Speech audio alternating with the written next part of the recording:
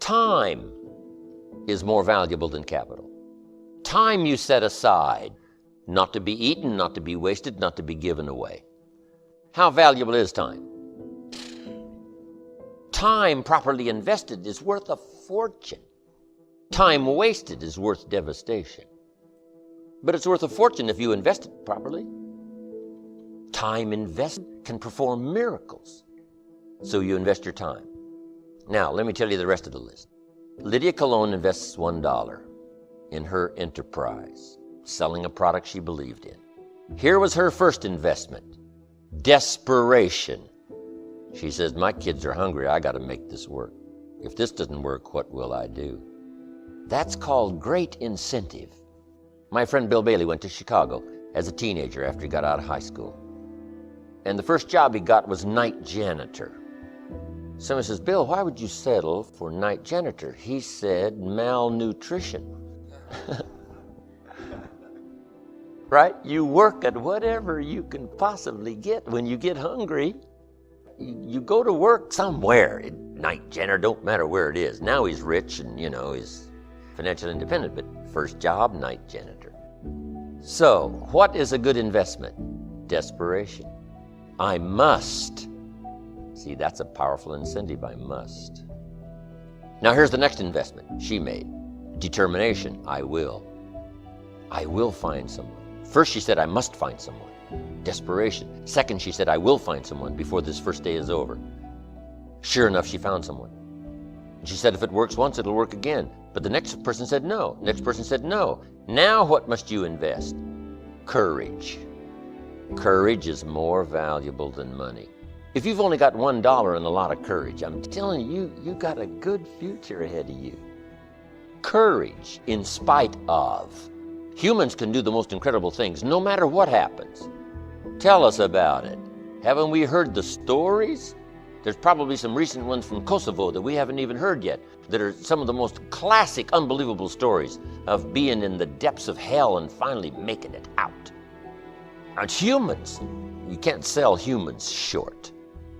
Courage, in spite of, not because of, but in spite of. Now, once she's sold 3 or 4 and gotten going, here's what now takes over, ambition. Wow, if I can sell 3, I can sell 33. If I can sell 33, I can sell 103. Wow, now she's now dazzled by her own dreams of the future. Try this one on for size, faith. Now she begins to believe, I've got a good product, this is probably a good company. And she then starts to believe in herself. Lydia, single mother, 2 kids, no job. By gosh, I'm gonna pull it off. Her self-esteem starts to soar. These are investments that are unmatched. Money can't touch it. What if you had $1 million and no courage? You'd be poor. You wouldn't be rich. Now here's the next one. It's the reason why she's a millionaire today. Ingenuity. Putting your brains to work.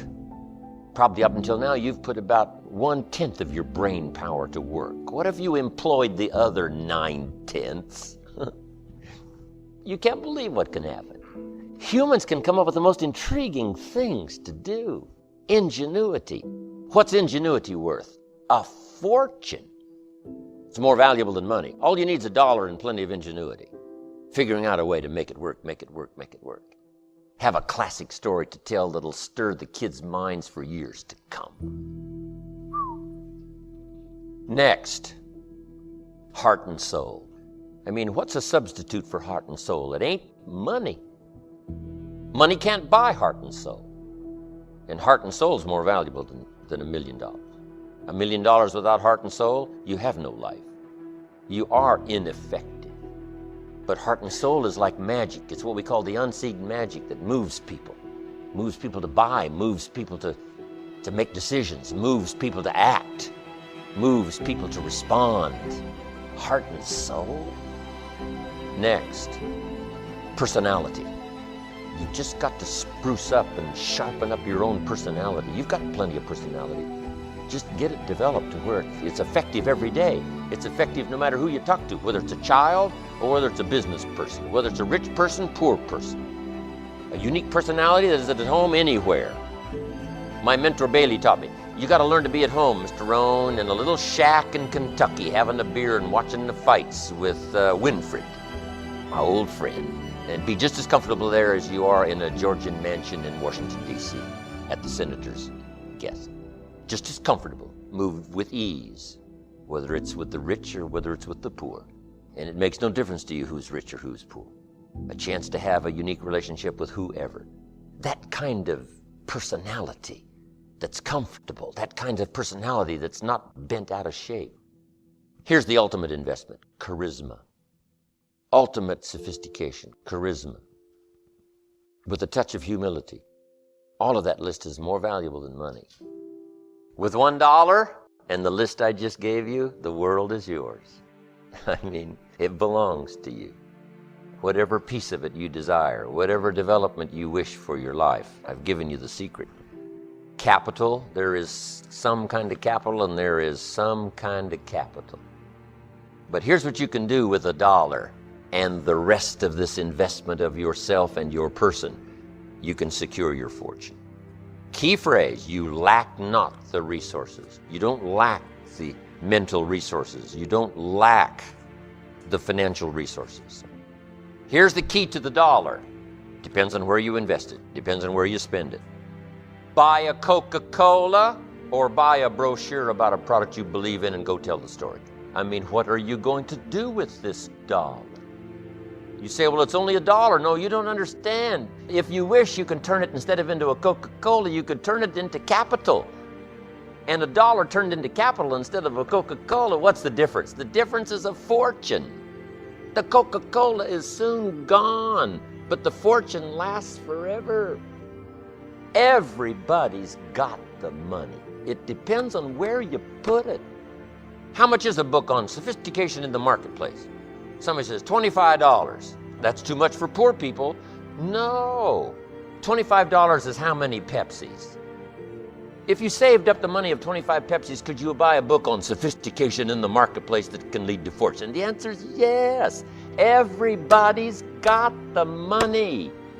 Everybody's got the time. Everybody's got the imagination and the mental and the spiritual and the social resources. Everybody's got the stuff. It depends on how you use it and where you put it and where you invest it, how it turns out for you and for your life. That's the key. The biggest myth you have, not the one that's been sold to you, that hurts you is the average person thinks finance is so complex because, frankly, the industry tries to make it sound complex. They use words that you don't know, so you don't know what to do. You know, what does this mean? And so what happens is we just give them our money and say, deal with it, and we don't realize that system has been set up. It's not an evil system. It's set up by corporations that are looking to maximize profit for those corporations. They're not looking out for the investor because this investor's second, and we think we're first, and we're not.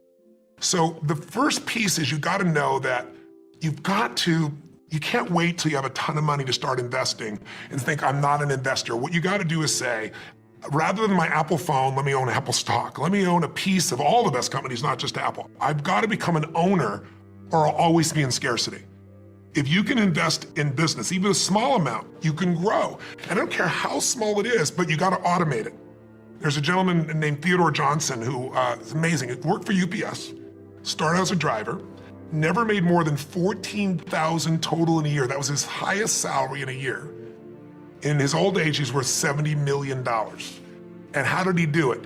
All he did was what I teach is the first step is you gotta take a percentage of what you earn and pretend it's a tax. You're never gonna see that money again. You automate it, it goes straight to the investment account, and you never see it as money you can spend. He did that with 20%. He said, I can't save 5. Somebody in his family said, if there was a tax, you'd pay it, and they made it 20%. When you save 20% and you compound it, its numbers are incredible.